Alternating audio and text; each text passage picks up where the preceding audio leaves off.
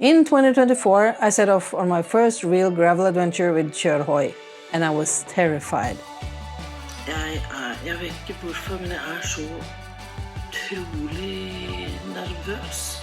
If you've been following me for a while, you might remember that trip to Kyrkekvarn. It was my first proper gravel ride, and I wasn't exactly in top form. But it went great, and I learned so much. Now it's time to hit the road again. This time it's a private trip, but almost the same awesome crew is coming along. I'm feeling a lot more confident now, not just because I've lowered my bike and feel safer on it, but also thanks to this wonderful group of people. Friday afternoon. Packed and ready to roll. The bike feels good, the weather's decent, and I felt that perfect mix of excitement and calm. No pressure, no performance anxiety, just me, the road, and the promise of a good weekend. Kyrkekvarn is one of those hidden gems in the woods of Sweden. There's a nature campsite, houses you can rent, and it's actually home to the adventure event SKOG every year. But this weekend, it's just us. One house, a bunch of bikes, and zero pressure. And horses. Lots of horses.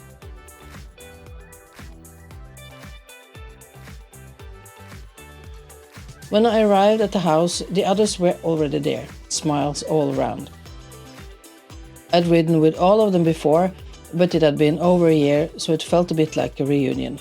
And the best kind of reunion. One with motorcycles, snacks, and absolutely no awkward small talk. Now for the part I was both excited and nervous about. Gravel. Last year I clung to the handlebars like my life depended on it. This time I actually managed to enjoy the ride.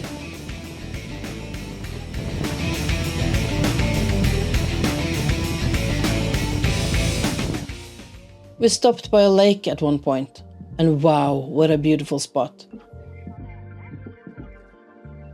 Calm water, soft light, and nature all around. It was one of those places that makes you forget everything else for a moment.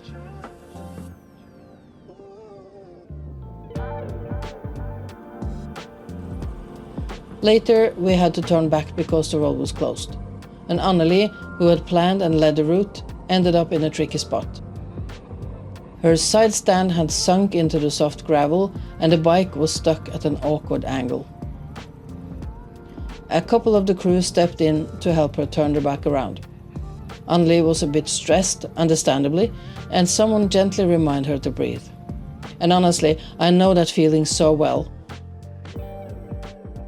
That moment when everyone's watching and you're carrying the responsibility, it can get to you.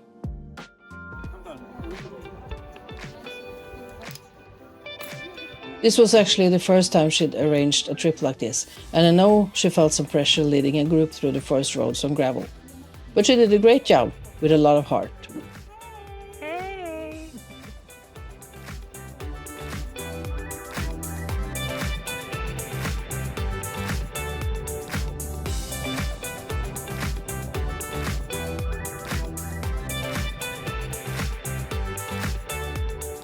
The loose stuff still gets my pulse up, and there was one curve that caught me off guard, the kind that makes your stomach drop for a second.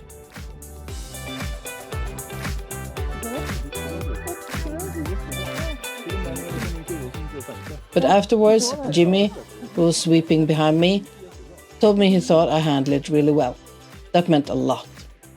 And Jimmy's not just any rider, he's a Swedish champion in more things on wheels that I can pronounce.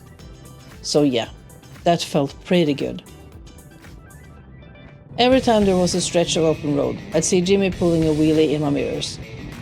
If he got the chance, he took it. He made it look so easy. I was just trying to keep both wheels on the ground.